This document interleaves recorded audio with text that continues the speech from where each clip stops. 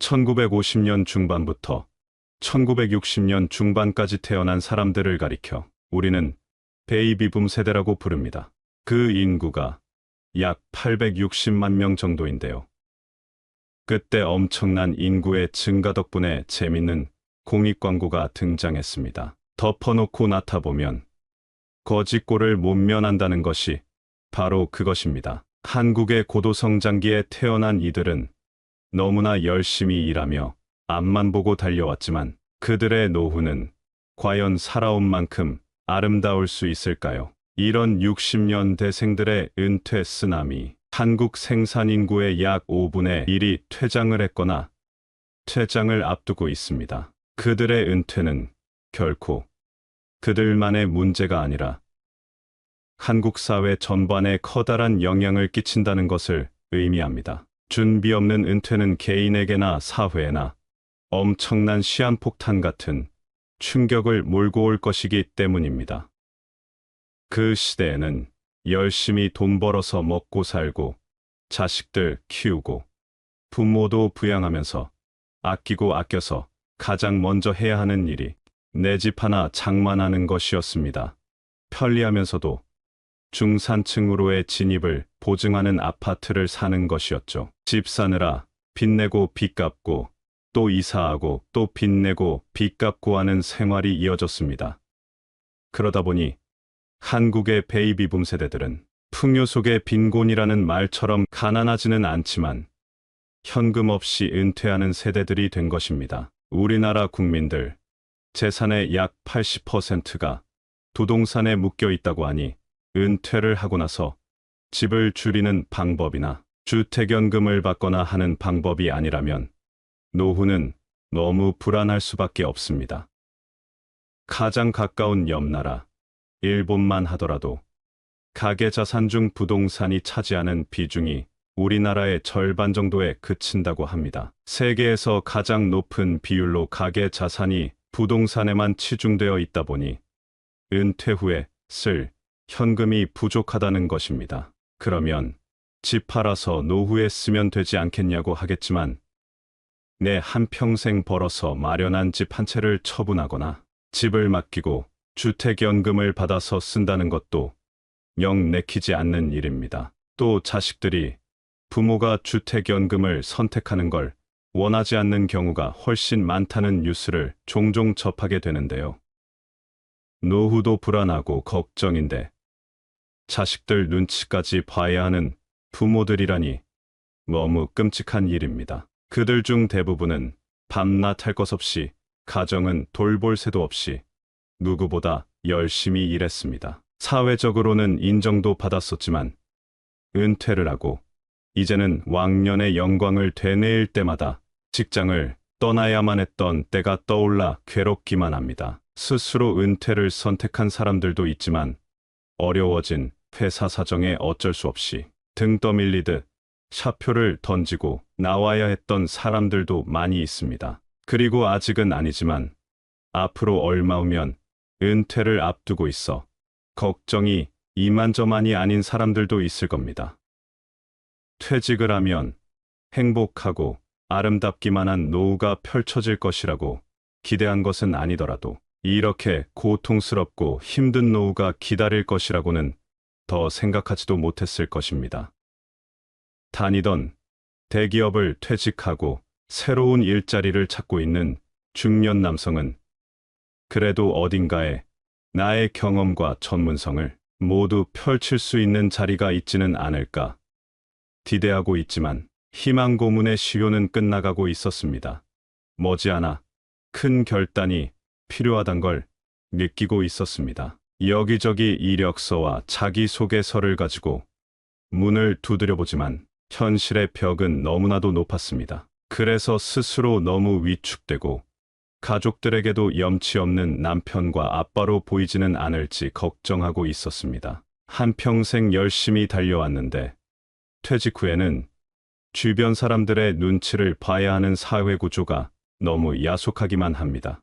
도둑처럼 예고 없이 찾아온 너무나 가혹하고 차가운 현실은 누구도 피해갈 수 없습니다. 무역회사에 근무했던 한 남성은 공장 책임자로 인정을 받으며 꽤 높은 임금도 받으며 승승장구해왔습니다. 그러나 10년 전 회사 사정이 어려워지면서 일을 그만둬야 했고 나이도 꽤 있는 상태로 같은 직군의 직업을 다시 구하기란 하늘의 별 따기였습니다.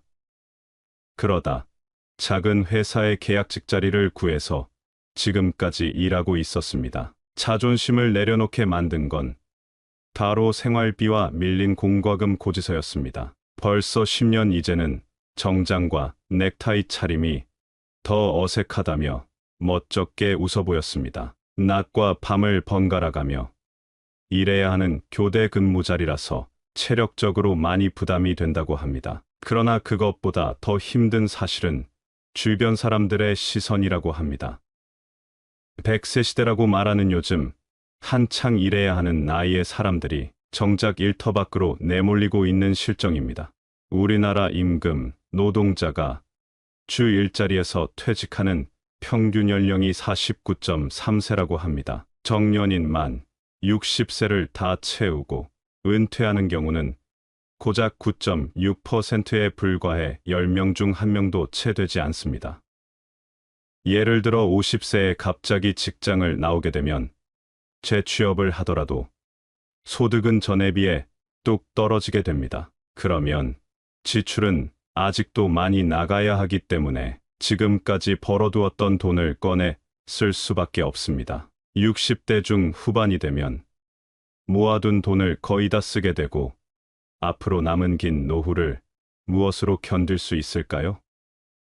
준비 안 된 노후를 맞이해 초라하게 늙어가는 것이 남의 일이 아니라 바로 나의 일이란 걸 깨닫는 데는 얼마 걸리지 않습니다.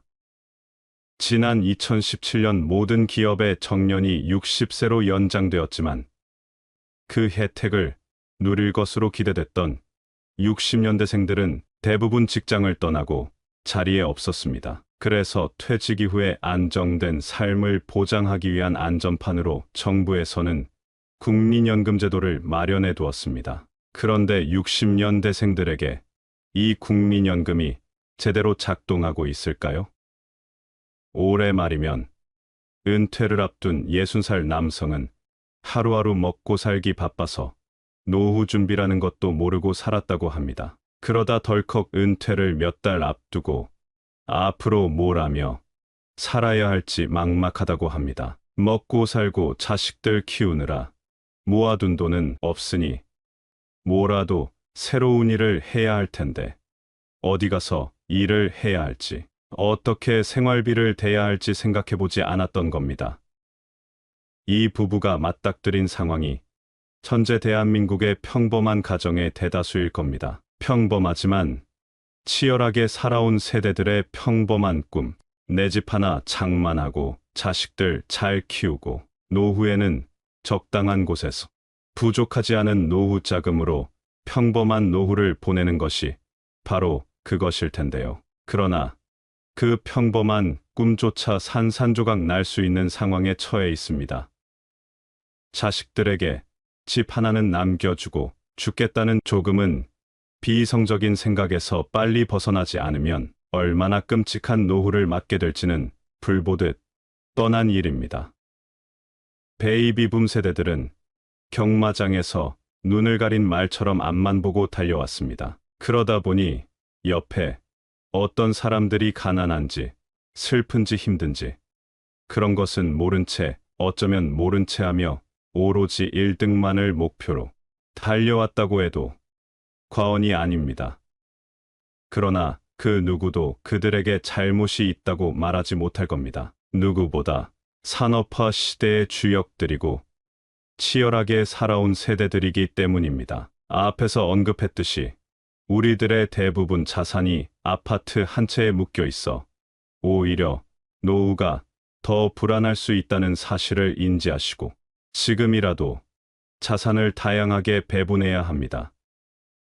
아직 은퇴를 준비하시는 분이라면 하루라도 빨리 노후에 쓸 현금성 자산을 수익성과 안정성이라는 두 마리 토끼를 다 잡을 수 있도록 개인연금이나 퇴직연금 IRP, 또는 대당 성향이 높은 펀드, 채권 등 다양한 바구니를 준비해 주시는 것이 좋습니다. 그런데 벌써 은퇴하신 경우라면 자신의 현금성 자산이 얼마인지, 매달 얼마나 나오는지, 부부의 한 달 생활비가 얼마나 드는지 계산하셔서 턱없이 부족하다면 주택연금을 받는 것도 한번 고려해 보시는 것이 좋습니다. 저희 어머니께서도 주택연금을 받고 계신데 너무 만족해하고 계십니다. 그것이 정말 싫다면 자신의 눈높이를 한참 낮추더라도 적은 수입의 일자리라도 빠르게 알아보셔서 노후 생활의 안정을 꾀하는 것이 가장 좋을 것입니다. 또한 잘 키운 자식들도 나의 노후를 절대 책임지지 못한다는 사실을 인정하셔야 합니다. 그럼 우리는 어떤 선택을 해야 할까요? 조금은 자극적으로 들리겠지만 다 큰 성인이 된 자식을 빨리 떠나보내야 합니다. 자식인데 어떻게 그러냐고 하시는 분도 계시겠지만 양육의 단 한 가지 원칙과 의무는 자녀가 홀로 설 수 있도록 성인이 되기 전까지는 사랑으로 키우고 경제적인 지원도 하되 자식이 성인이 되면 냉정할 정도로 정을 딱 끊어주고 독립할 수 있도록 하는 것입니다. 그것이 안 되었을 경우 자식도 홀로 서기가 안 되어 불행하고 부모의 노후 또한 불행하게 만들 수 있습니다. 마음에서 떠나보낸다고 모든 정을 딱 끊으라는 것이 아닙니다. 여전히 부모와 자녀 관계로 서로 사랑하고 신뢰하지만 결국에는 지켜봐주는 사랑이 서로에게 더 도움이 될 수 있다는 것입니다. 이제 내가 부모로서 할 일은 다 했다. 잘 커줘서 고맙다. 이제는 너희가 원하는 대로 너희들의 삶을 살아라. 이렇게 마음에서 떠나보내줘야 자식들도 행복하고 부모도 자신들의 노후를 저당 잡히지 않고 행복하게 살 수 있습니다. 부모와 자식은 사랑으로 맺어진 관계라고 세상 사람들은 다 그렇게 말합니다. 그러니 사랑을 충분히 주어서 성인이 될 때까지 키웠으면 부모의 노릇은 그걸로 충분하다는 걸 아셔야 합니다. 무엇을 남겨주고 갈 것인가는 전혀 고려 대상이 아닙니다. 자식이 커서 부모에게 손 안 벌리는 것만 해도 효자라고 생각하듯이 다 큰 자식들도 부모가 노후에 자신들에게 손 안 벌리는 것만 해도 충분히 고마워하지 않을까요?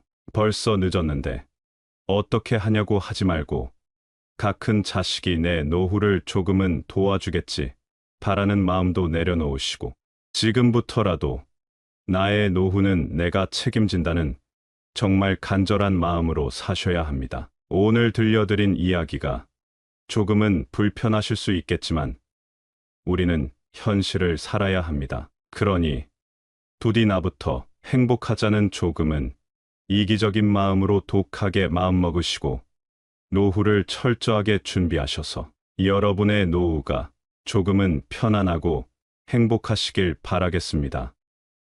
이상으로 시니어를 위한 모든 것 시니어 톡톡이었습니다. 더 알찬 내용으로 찾아오겠습니다. 이번 영상이 도움이 되셨다면 구독과 좋아요 부탁드립니다. 감사합니다.